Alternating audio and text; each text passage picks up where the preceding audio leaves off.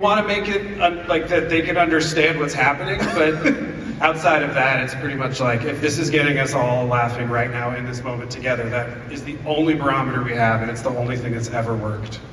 Same thing for you guys, like you're your own barometer basically, or?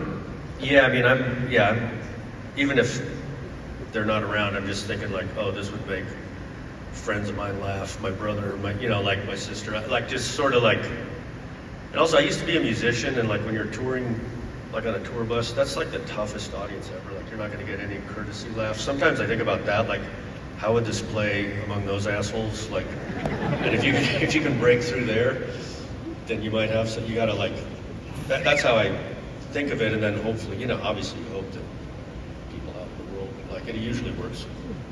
I can only imagine the notes you've gotten over the years. Do what? what? Stand out for you? Never what? No? What? The echo is severe in here. Do any stick out? What's the most memorable note, the biggest fight you've had over a note for any of your shows, or any of your work, Andy, or anything? No? I mean, yeah. Every week, you can't do that. You just don't want to call us with a Don't do that. idea. Please, God, don't do that. Please don't do that. Those are usually the notes. Pretty please, For the sure, love of top. God, don't do that.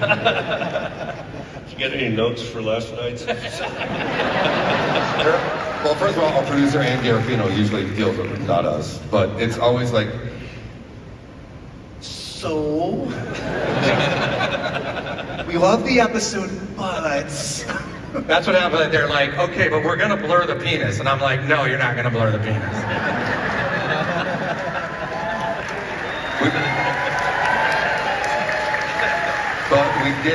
we put eyes on the penis.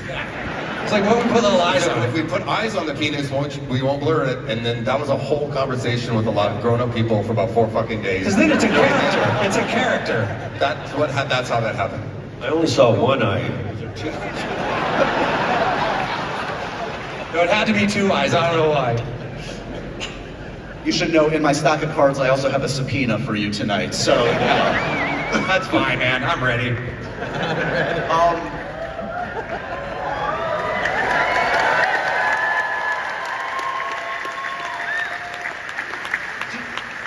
Do you think audience taste has changed? Have you noticed a discernible change in what constitutes comedy now versus when any of you guys were starting out? I mean, obviously, one thing I'd like what Andy just said. It's like attention spans and what people expect, the speed of things. And I think that maybe we benefited with South Park that we just speed up our voices from speeding up a tape. We didn't think we were making everything go faster, but it goes pretty fast.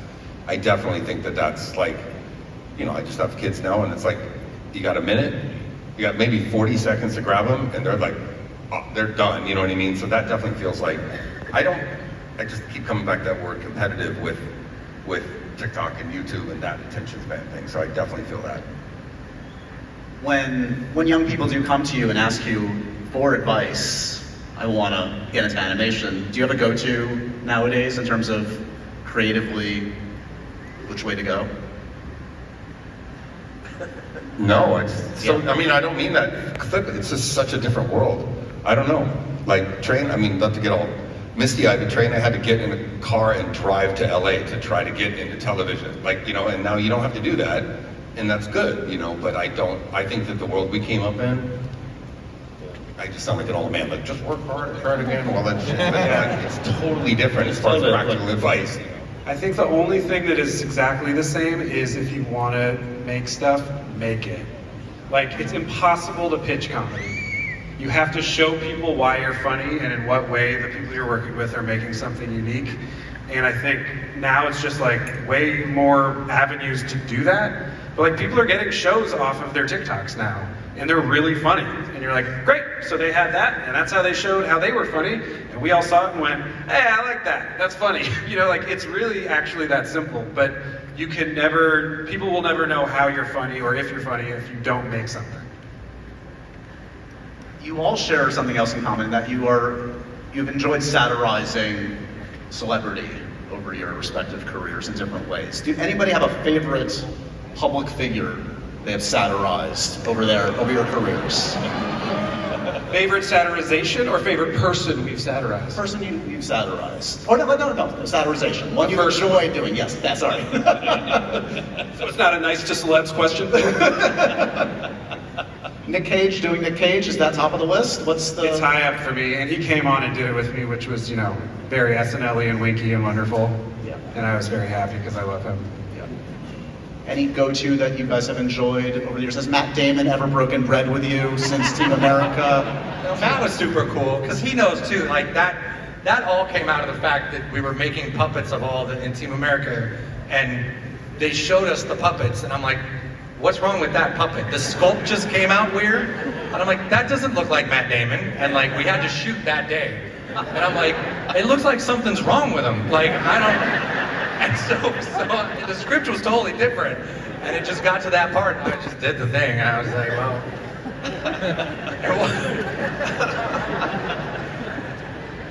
Look, we're talking about shows that have been very wildly successful in your careers, and you've also had that. You've also, look, in any career you have successes that become, or you're lucky enough to have a success that becomes successful later on. I'm thinking of something like Pop Star, or Office Space, or Idiocracy. Does the long tail of these kind of projects soften the immediate injury of, wait, where was the audience? I made something great. Why are you only finding it now? Give me a sense of how you reconcile that. What do you think, Mike? Yeah, we're looking at you. Well, yeah, since I've had the most failures that, that went on to do something. I mean, when I made those movies, I was trying to have a big hit right away. So, yeah, it was a bummer. I mean, Office Space really, because I fought so hard for every choice, all the music, they didn't like the music, they didn't like the cast, they didn't like anything much about it at one point. But so, and then to fight so hard and then have it not do well initially was a bummer. Yeah, it was a very sweet thing to have. It took a long time. But don't you feel okay that you're a prophet? What's that? That you're a prophet? Yeah, let's talk Idiocracy for a second. I mean, it's true. I really do We feel say that. I'm not kidding. every day, everyone I know goes, it's really Idiocracy. Yeah. It's really Idiocracy. No, man, for real. I don't mean that lightly. You're a fucking Big prophet. part of our lives. Yeah. Oh, thank you. I don't know if I guess that's sort of a mixed bag because it's nice to have people call me a prophet, but then the reason they're calling me that is not all that great. So.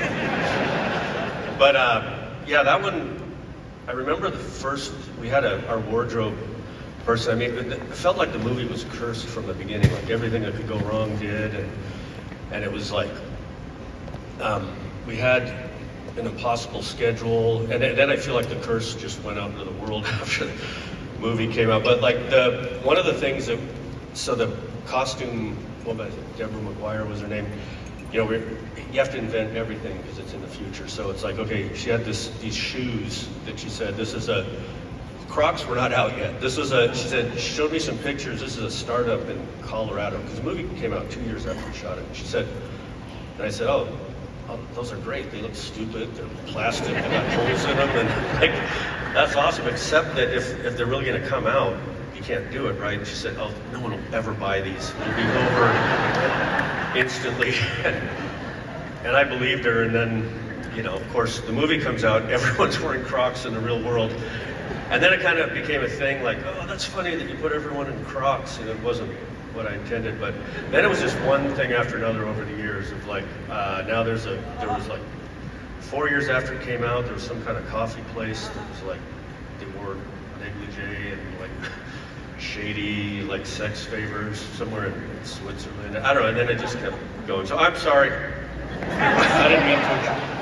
Did you see like a shaman around the time you were writing? Were you taking any illicit drugs we need to know about? Because it is kind of unnerving, Yeah, to be no real. drugs. I was just sort of taking like my memory of like, okay, here's the way the world is going, and just keep going that direction for a couple centuries. And what would that yield?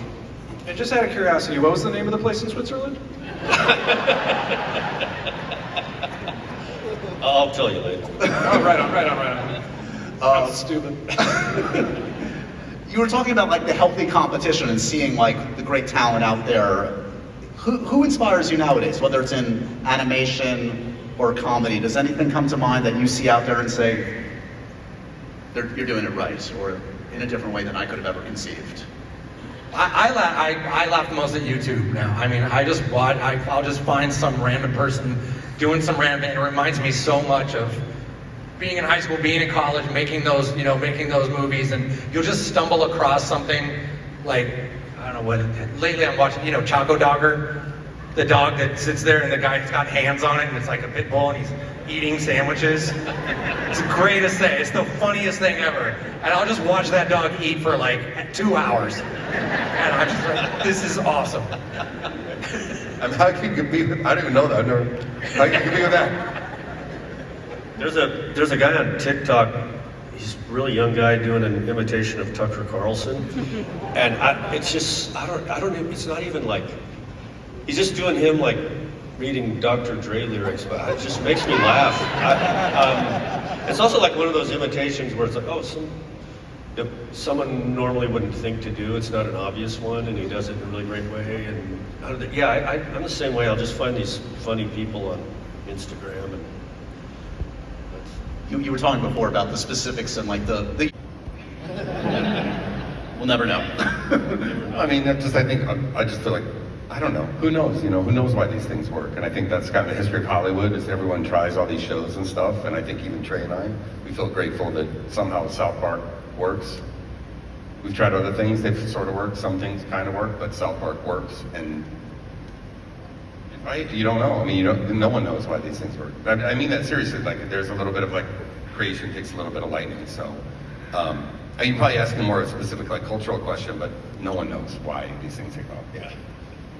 Yeah, I don't know if I mean.